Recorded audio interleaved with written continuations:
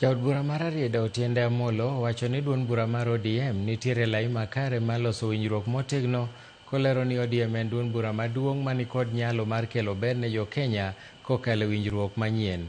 Bende olero ni Eliud Owalo mana kaka Jo-Kenya mamoko nikod ratiro mar laro kom jatend piny Kenya, kokwayo ni luor mondo bedie e kinde duond buche mopogore opogore kendo mondo mi oganda oti e yor demokrasia.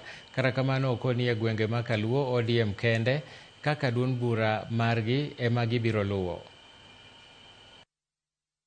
Where everybody is agreeing, first we must strengthen the party ODM. We are at a stage where everyone is agreeing, secondly, that we must engage in structured negotiation. We are at a stage, thirdly, where the Central Committee already met, and I'm quite sure soon the NEC and other organs will also meet. Those have always been what I wished for. So I think we are on the right track.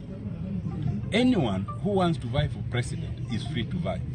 Fortunately, our constitution allows anyone to declare.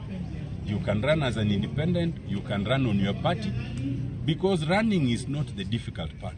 The difficult part is winning or even getting substantial votes. Eliud Owalo is a son of Rarieda. If he wants to run for president, I'm sure he's free to run. Okay? Provided that for us we know, in this region, our party is